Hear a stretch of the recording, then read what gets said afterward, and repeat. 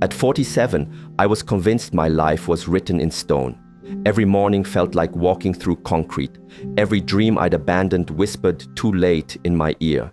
Then one conversation shattered everything I believed about age, possibility, and the human spirit. What he told me in those 30 minutes didn't just change my perspective, it rebuilt my entire existence from the ground up. Stay until the end, because what I'm about to share will challenge everything you think you know about transformation, and the final insight, it's the one that changes everything. False foundations. Most people live their entire lives building on false foundations. They accept limitations that were never real. They carry beliefs about age, about change, about what's possible that were handed to them by a world that profits from their resignation. I was no different. For decades, I constructed my identity around the idea that certain windows close forever, that after a certain age, you become who you are, and that's it. Case closed, story written. But here's what nobody tells you about these invisible prisons we create. They're not made of steel or stone. They're made of repeated thoughts, unchallenged assumptions, and the dangerous comfort of familiar suffering. We choose the pain we know over the freedom we've never experienced, because at least familiar pain feels predictable. At least it feels safe. I spent years in corporate meetings, pretending to care about quarterly projections, while my soul screamed for something real. I smiled at dinner parties while feeling completely hollow inside. I looked successful from the outside while dying slowly on the inside, convinced that this slow spiritual death was just what growing older meant. That passion was for the young, that reinvention was for people who hadn't already settled down. The most dangerous lie we tell ourselves is that we're realistic. We call our fear wisdom. We call our surrender maturity. We convince ourselves that accepting less than what we truly want is somehow noble, somehow smart. But what if the only thing that's truly unrealistic is believing that you have to live a life that doesn't set your soul on fire? Sacred waiting. There's something profound that happens when you stop rushing toward who you think you should be and start paying attention to who you actually are.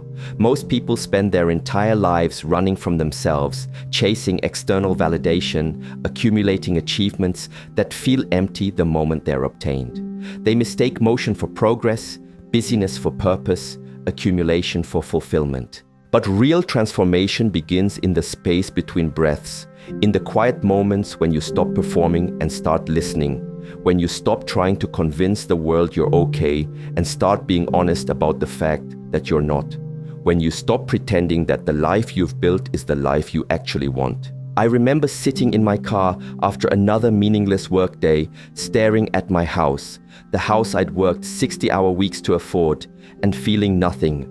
Not pride, not satisfaction, not even mild contentment. Just nothing. And that nothingness was more terrifying than any crisis I'd ever faced because it meant I'd been sleepwalking through my own existence. The teacher who changed everything taught me that this emptiness isn't a problem to solve.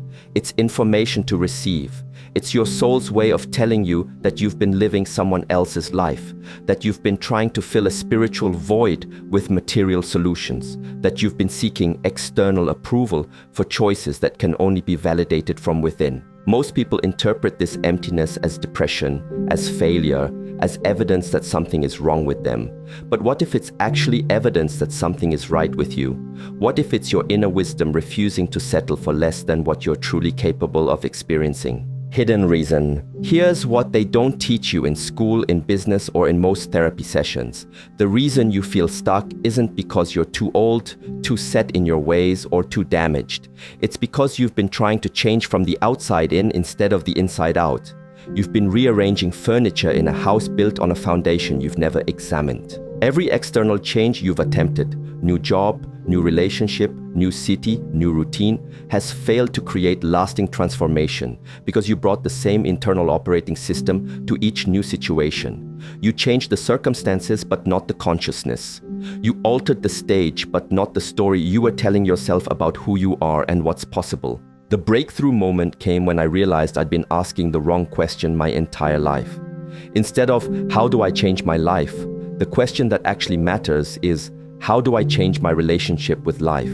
Instead of, how do I get what I want? It's how do I want what I already have while simultaneously becoming who I'm meant to be? This shift in perspective is what separates people who transform and people who remain trapped in cycles of temporary change, followed by inevitable regression. Most people try to force transformation through willpower, discipline, and external strategies. But sustainable change happens when you align with natural principles that govern all growth. Principles that work whether you're 8 or 80. The teacher showed me that age isn't a limitation. It's an advantage. By the time you reach midlife, you've accumulated enough experience to recognize patterns, enough wisdom to distinguish between what matters and what doesn't, and enough pain to be genuinely motivated to do things differently. Youth has energy, but maturity has clarity. Youth has time, but maturity has urgency. Youth has potential, but maturity has purpose. Inner revolution. Real transformation isn't about becoming someone new. It's about remembering who you were before the world taught you to be someone else. Before you learned to seek approval, to play it safe, to color inside lines drawn by people who were just as lost as you are. Before you traded your authentic self for social acceptance, financial security, or the illusion of control. This remembering process isn't comfortable. It requires you to face the parts of yourself you've been avoiding, to acknowledge dreams you've been denying, to admit that the life you've been living might not be the life you actually want. It means looking honestly at the ways you've betrayed yourself, compromised your values, and settled for good enough when extraordinary was always possible. But here's what makes this process sacred rather than just painful. Every moment of honest self-examination is an act of liberation. Every truth you acknowledge, no matter how uncomfortable, is a key that unlocks another door to freedom. Every mask you remove reveals more of your authentic face to the world. The teacher taught me that we don't need to become perfect to transform. We need to become honest. We don't need to have all the answers to take the first step. We need to admit we've been asking the wrong questions. We don't need to feel ready to begin. We need to begin in order to feel ready. Most people wait for motivation to strike before they start changing. But motivation is not a prerequisite for transformation. It's a byproduct of it. You don't find your purpose by thinking about it endlessly. You discover it by paying attention to what energizes you, what challenges you, what calls to something deeper than your ego's need for safety and approval. The shift happens when you stop trying to figure out who you should be and start paying attention to who you already are beneath all the conditioning, expectations, and fears. When you stop seeking permission from others to live authentically and start taking responsibility for your own happiness, your own growth, your own transformation. Masculine wisdom. There's a particular kind of strength that comes not from dominating circumstances, but from accepting them fully while refusing to be defined by them. Not from controlling outcomes, but from committing completely to processes. Not from avoiding pain, but from finding meaning within it. This is the strength that allows real transformation, the kind that lasts because it comes from alignment rather than force. Most men, especially as they age, get caught in one of two traps. They either become rigid, trying to control everything around them to maintain the illusion of power, or they become passive, accepting mediocrity as wisdom. Both responses miss the point entirely. Real masculine energy isn't about control or surrender. It's about conscious choice. It's about taking full responsibility for your internal state, regardless of external circumstances. The teacher showed me that masculine energy at its highest expression is about presence, not performance. It's about being fully here, fully committed, fully alive in whatever situation you find yourself in. It's about bringing your complete attention to whatever is in front of you rather than constantly planning, worrying, or reminiscing. This presence creates a kind of magnetic field that attracts opportunities, relationships, and experiences that align with who you actually are rather than who you think you should be. People can feel when someone is fully present, fully authentic, fully committed to their own growth. That energy is rare and powerful because most people are operating on autopilot, going through the motions without really being there. But developing this presence requires you to give up the stories you've been telling yourself about why you can't change, why it's too late, why you're stuck. It requires you to stop making excuses and start making choices. It requires you to stop waiting for perfect conditions and start creating conditions that support your growth. Time illusion. The biggest lie about age is that time is running out, that opportunities decrease as years increase, that certain windows close permanently, that dreams have expiration dates. This perspective creates a scarcity mindset that makes transformation feel impossible rather than inevitable. But what if time isn't linear when it comes to personal growth? What if transformation operates outside the normal rules of aging? What if the best years of your life could be ahead of you regardless of how many years are behind you? What if wisdom, experience, and accumulated pain could be advantages rather than obstacles? The teacher helped me understand that in the realm of consciousness, age works differently. A 60-year-old who begins meditating today might achieve more inner peace in 5 years than someone who started at 20 but approached it casually. A 50-year-old who commits to physical fitness might become stronger and healthier than they were at 30. A 40-year-old who decides to learn a new skill might master it faster than a teenager because they bring focus, discipline, and life experience to the process. This isn't about denying the reality of physical aging or pretending that certain opportunities don't have deadlines. It's about recognizing that the most important transformations, the ones that actually determine quality of life, happen in the internal realm where age can be an advantage rather than a limitation. Every year you've lived has taught you something. Every mistake has provided data. Every success has shown you what's possible. Every failure has revealed what doesn't work. Every relationship has shown you something about love, communication, or human nature. Every challenge has developed capacities you didn't know you had. Instead of seeing your past as evidence of limitations, what if you could see it as preparation for possibilities? Instead of viewing your age as a countdown to irrelevance, what if you could see it as an accumulation of resources for transformation? Sacred simplicity. Real wisdom isn't complicated. It's not hidden in ancient texts or expensive seminars or exotic retreats. It's not something you need special credentials to access or years of study to understand. The most profound truths are often the simplest ones, hiding in plain sight, overlooked, because we assume that anything truly valuable must be difficult to obtain. The teacher's approach was radically simple. Pay attention to what is, accept what you cannot change what you can, and develop the wisdom to know the difference. But simple doesn't mean easy. These 4 principles contain enough depth to transform any life completely, but only if they're applied consistently rather than just understood intellectually. Most people collect insights like trophies, accumulating wisdom without implementing it, understanding concepts without embodying them. They read books, attend workshops, have profound conversations, and then return to exactly the same patterns they were following before. Knowledge without application is just entertainment. The transformation begins when you choose one simple principle and commit to it completely, rather than trying to change everything at once. When you focus on being fully present in whatever you're doing, rather than constantly planning the next thing. When you practice accepting current circumstances while simultaneously working to improve them. When you take complete responsibility for your responses while releasing attachment to controlling outcomes. This simplicity is sophisticated because it acknowledges the complexity of human nature while providing clear, actionable guidance that works regardless of circumstances. It doesn't require you to become someone different. It invites you to become more of who you already are at your core. Heart opening. The hardest part of midlife transformation isn't learning new skills or changing external circumstances. It's learning to be vulnerable again after years of building protective walls. It's learning to risk disappointment after experiencing profound loss. It's learning to hope again after having dreams crushed. It's learning to love after being hurt. Most people respond to heartbreak by closing their hearts, thinking that protection equals wisdom. They mistake cynicism for sophistication, walls for strength, isolation for independence. But a closed heart doesn't protect you from pain. It protects you from life.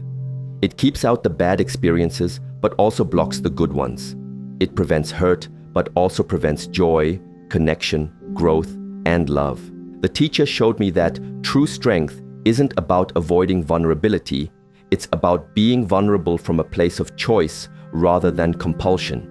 It's about opening your heart because you recognize that connection is worth the risk, not because you're naive about the potential for pain. It's about loving because love is who you are, not because you're guaranteed a particular outcome. This kind of heart opening requires enormous courage, especially after you've been hurt.